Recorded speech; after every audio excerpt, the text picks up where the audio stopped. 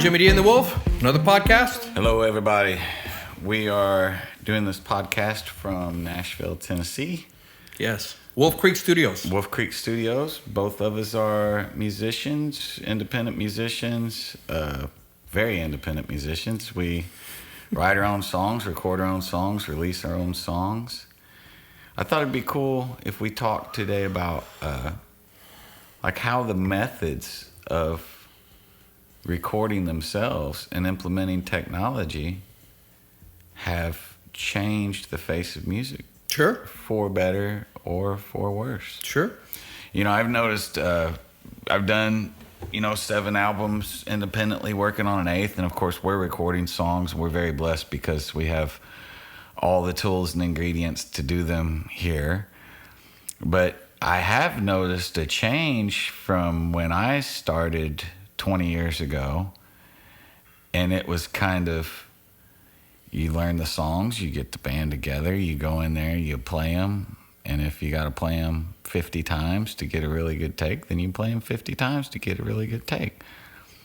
As opposed to now, we go in and we basically build them, right? Like we use we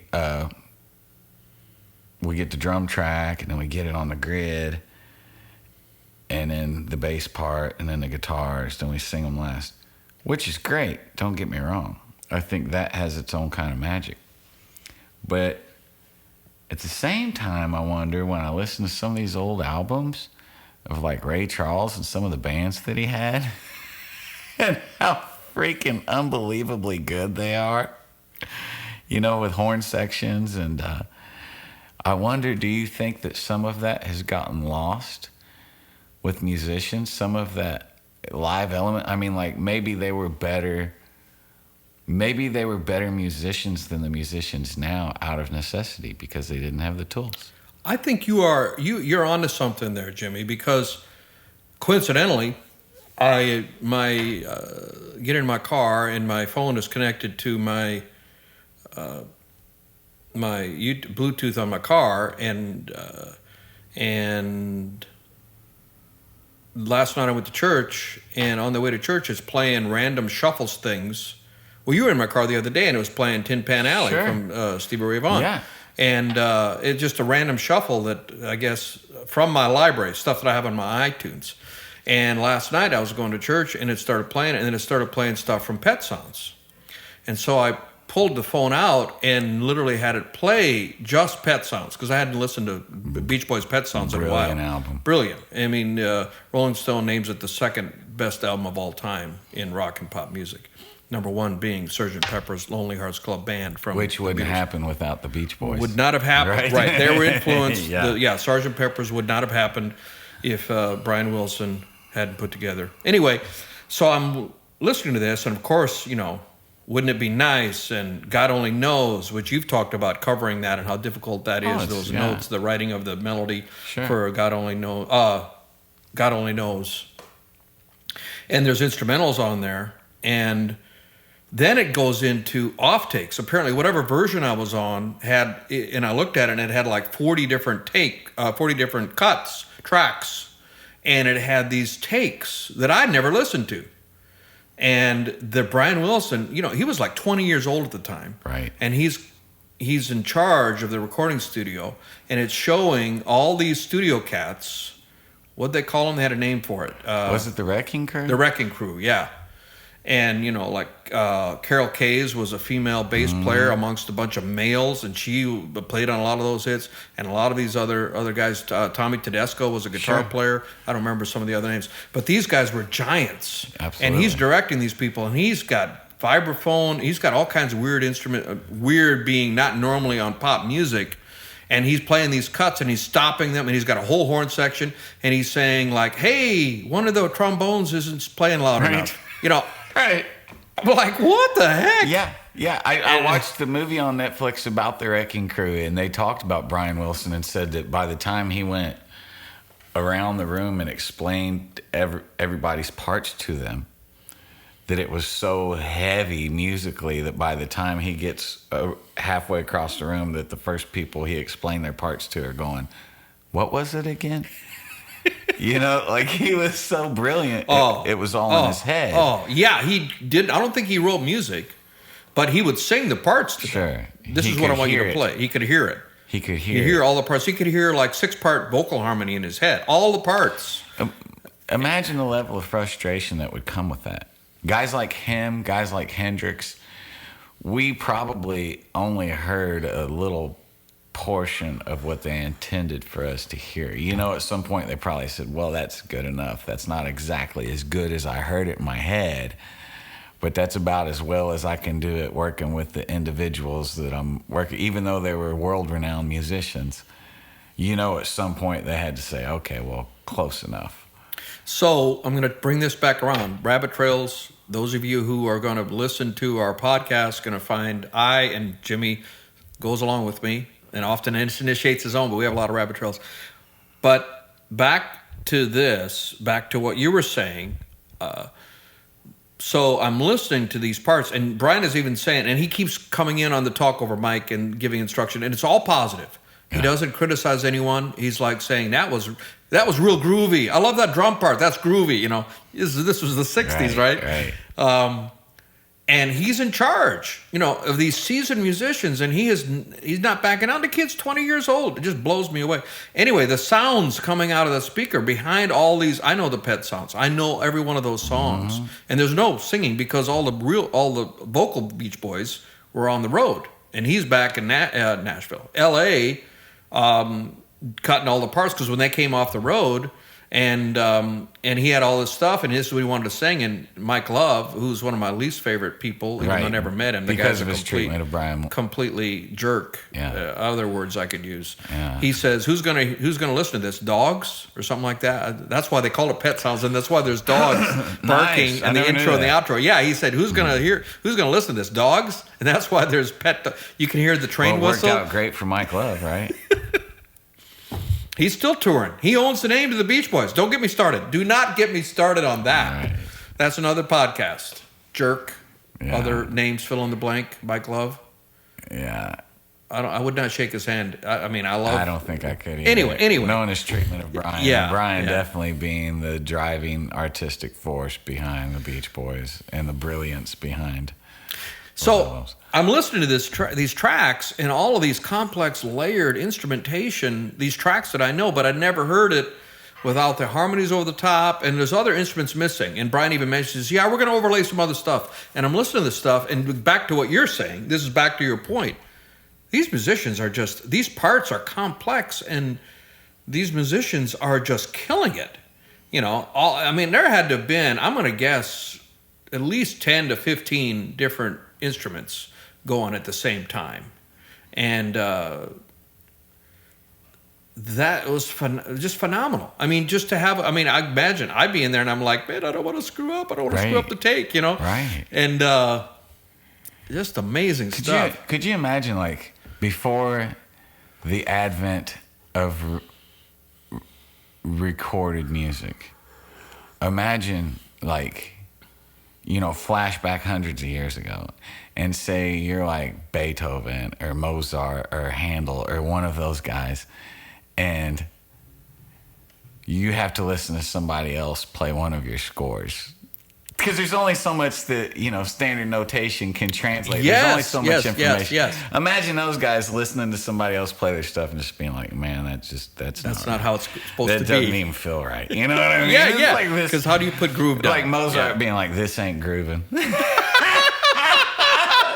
These cats can't groove. You know what happened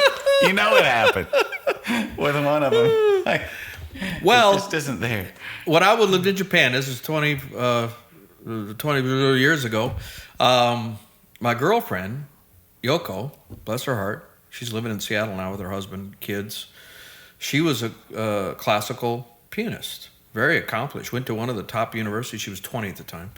And she would, I went where she went to a contest, you know, because it's all about contests, and you try to, do they call them contests? The recitals, and then you get judged and you can win this award or whatever. And I thought, man, I was in a blues band at the time, and Eric Clapton's From the Cradle had come out, and he's got blues piano all over. Brilliant album. That album, one of my favorite amazing. Clapton albums. I mean, Clapton's my favorite influence on guitar. Clapton is God. Yeah. Metaphorically speaking. Right. Not really God, because I'm a Christian. But anyway, so I said, hey, I want you to play this part. And she says, well, I need the sheet music. I'm like, really? And this was 1995, so, you couldn't just go on the internet. I found the sheet music, and I taped it together, and it was like 10 pages, and it was all taped together. Because the Japanese are fastidious, and you can find somebody had written out all the parts from the cradle. In fact, there's a part where he starts, he had played the previous song with the slide, and he starts the next song. You can hear it on the live album, and he starts like one bar in, and he goes, hold on. And he had forgotten to take off his slide. Yeah. The transcription that I got had that false start in the words hold on Oh, nice. written down. It's a detailed transcription. Detailed transcription. That's the way the Japanese do it. They do it detailed, accurate, completely precise. If you want a precise transcription, get a Japanese person to do it. Anyway, so I had her come to the studio, and I had the parts, and she's playing the parts, and technically, because they're written out, but it's as sterile as you could possibly be. There's no swing. There's no right. There's no groove. It's like putting blues to a metronome. Sort of has the same effect. When blues doesn't move and you listen to it, it's just like tick tick tick tick tick tick tick tick tick tick. It just loses a lot of the swagger to it, And you listen to those old blues guys shuffle. It's like, man, there it is. And those guys weren't on the metronome. No. So the bass player, William, who I'm still friends with on Facebook, he might even hear this. He may remember this. He's there in the studio, and he's standing behind her. I'm standing in front of her. He's standing behind her, and he's going, Make it stop. Turn it off. And I'm like, I can't understand. Why is this not working? She's a great piano player. I did not understand the difference between the classical world and the, It's a leap. It is a leap. And then, so I don't know what that had to do with what we were previously saying. It has everything to do with it. The groove. Yeah. The first takeaway was, here's this brilliant piano player, and she can't play anything that's not on the page. And there was a guy in Watertown, in the local community of South Dakota, who had gotten 2 music degrees, and piano was his thing. And he would even say, "I can't play Happy Birthday unless it's written out." I'm like, what? Could you imagine? That's what the classical training. The composer is king. The biggest person I've heard it said for a classical band. The composer is the most important person on stage, even if they've been dead for 200 years. Sure. It's the composer. You're supposed to play the composer's vision. That's what it's all about. You're just an instrument to you're not composing. So that's the mentality from day one of a classical education. You interpret what the composer came up with. Certainly not to improvise. Not certainly not the jazz. Yeah. Modality of, it's not even be in the moment. So technically that's not even, if you compare the jazz world and the blues world, improvisation, and that, they're really, it's almost like one of them shouldn't be called music. Apples one of them is music, and yeah. Well, it's as if one is creating and one is painting and one is painting by numbers.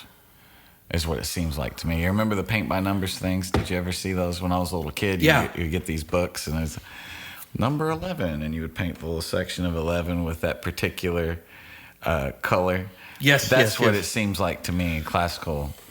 But in defense of that, my friend Mark Johnson, who's got a classical trained degree from Manus in Manhattan, told me that what came before classical, the period, starts with a B, Baroque. In Baroque, there was improvisation. Musicians have been broke ever since. I'm going to take that snippet and use that as advertising our podcast. That's going to be a byline. I'm going to use that for still the same way.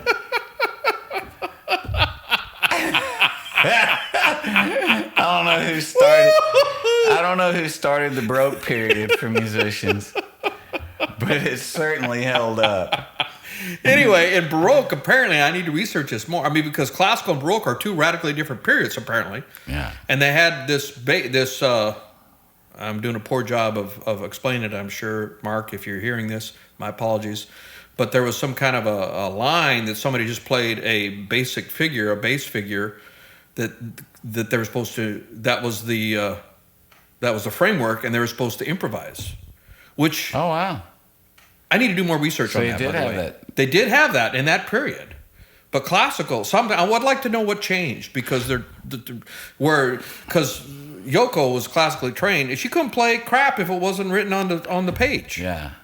Which is radically different than that mentality that I just explained. Well, maybe the composition itself was an improvisation by the composer. It had to be on some level, like some of those songs, or some of the like brilliant Mozart compositions. There's no way he thought through every one of those notes. Some of it just happened.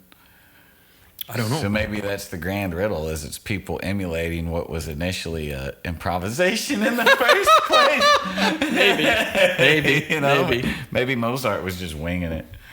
He was the original jazz cat. You know, so let's talk about guitar players. I mean, rare is the guitar player who can read staff notation. Oh, sure. Do you know any? I mean, I know a couple. Or maybe, how are you on staff notation? Not very good. Sight reading? Not very good. You know, in my mid-20s, I got fairly proficient at it because I was studying with Carol DeCamp, and Carol kept driving home the point, you got to learn how to sight read and become proficient at it, and you'll get work from that. And I worked really, really, really, really hard at it, and there was no work for me because of sight reading. And what work was available, I could make more money just going and rocking it out at bars or playing blues gigs or whatever, filling in. So for my personal path, it just wasn't worth the effort and the time that went into it to attain it. And I like the jazz element of just improvisation much better anyway. Now, it's interesting to me. Now, I did, late in life, I took up the sax, and I've always loved sax, and I still have my saxes, and I have been practicing recently. Sorry, Dr. Spaeth. But I studied for about a year and a half, and it was a whole new world for me. I learned so much, and he would push me towards, you need to learn to sight read, And I'm like, I'm already, I play guitar, play piano. I'm trying to all these disciplines. I want to songwriting, production, do my own production, making videos now, making podcasts. These are all things you have to learn. Sure. And man, what the return for the effort. It's just not there. It's just not there. And especially with guitar, man, because we're not like pianists or saxophonists or trumpet players, There are so many different modalities for us to learn with. We have tablature. We have all these other things that maybe these other instruments don't necessarily have. I mean, I don't know how they could write down with numbers and lines on a piece of paper how a saxophonist can play a song, but that certainly helps with guitar players, and it's easier. I mean, that was the biggest help that I had coming from a background where nobody had any formal training in music whatsoever. Those tab books were invaluable. Getting Guitar World subscriptions, and buying the $20 Hal Leonard books with the whole album, and I could learn every note to a whole Clapton album. I mean, there's a million licks in those things. Absolutely. Yeah. And so I think some of it's just the nature of the instrument lends itself towards that. Now, Carol DeCamp was a keyboard player. Yeah, keyboard players tend to be more. He was a pianist. More oriented toward. Reading staff. Exactly. Right? Because it's one of those things, like if you're sight reading for the piano or a horn or woodwind instrument, and they say play middle C, boom, there it is. Okay. You have a guitar in your hands, play middle C. Which string? Yeah, where do you want me to play it? So some of it, it's like, at some point, it's like trigonometry, man. It's like, okay, well, let me read the next 9 notes to try to figure out where I should start. Right, fingering, what position I should be on. Lay this thing out properly. So I think a lot of it's just translation. I mean, each instrument truly is kind of like its its own language still. I mean, it's like when you get horns together with, most guitar players want to play in the key of G or the key of A, and all the saxophone guys want to play in B flat, and the the piano player or the keyboard player wants to play in C or F. I've asked a lot of keyboard players because keyboard players tend to be more comfortable in the flat keys. Yeah. And I think that's because they're trained to be able to play with horn sections. And whereas a guitar player likes to be in the sharp key, the A's, the E's, G, and and I've asked keyboard players, why is it different? Why do you feel more comfortable in the flats? And they really don't have an answer. The ones I've asked don't have an answer because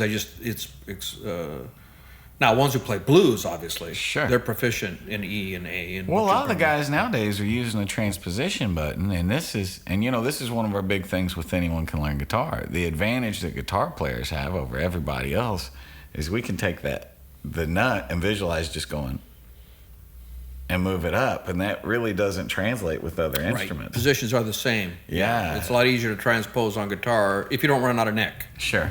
If you're on the third fret and you're going down a step and a half or 2 steps, 2 whole steps, I ran out of neck. Yeah, I did a gig with a keyboard player one time, man, and he was just burning up everything we were playing. He was just killing it, and it didn't matter what key we were in. And at the end of the night, I said, dude, you're out of all the keyboard players I've ever played with, you're like the best at playing in all the keys.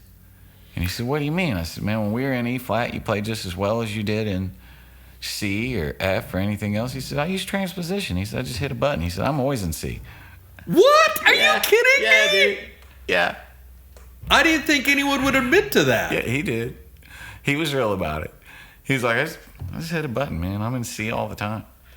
Oh my gosh. Yeah. I played with a keyboard player, and she learned by ear, which was good and bad because she would always play the same licks, and sometimes she didn't play the right chords. She didn't know what the chords were. She did it by ear. And so we wanted to play a different key that was more difficult for her that she wasn't used to. And we got the transposition. She couldn't do it because she said it doesn't sound right. Because her ear was so attuned, right. She knows, I'm playing a C, and it's not a C that's coming out of the instrument. Right. There's something wrong. I can't function that way. So really, if you got perfect pitch or relative pitch, I guess relative pitch, but if you got if your pitch is perfect, you couldn't do that. You'd be like, it's supposed to be a C, and it's not a C. Well, that's the crazy thing, man. It's like with the tempered tuning scale, is each note is actually a different distance away from the next note. So to have a guitar that's really, really, really in key, we would have to have those fan frets. Yeah. Or we'd have to have 12 different guitars. Right. Because the one that was right for E, some frets would look like... Yes. Yeah. You know what I mean? Yeah. And they wouldn't be straight, and then we'd have to play our song in E and put that guitar down and pick up our F guitar and then play our F sharp guitar. Yeah. It's just interesting how all that happens. The distance between them is always different. How are we doing for time? We're at 23 minutes. We're good, I think we need to stop. We're good. All right. Thank you very much. Yeah, thank you, man. Jimmy D and the Wolf. It's about lunchtime, right? About lunchtime, yeah. Yeah. Peace, everybody. See you next time.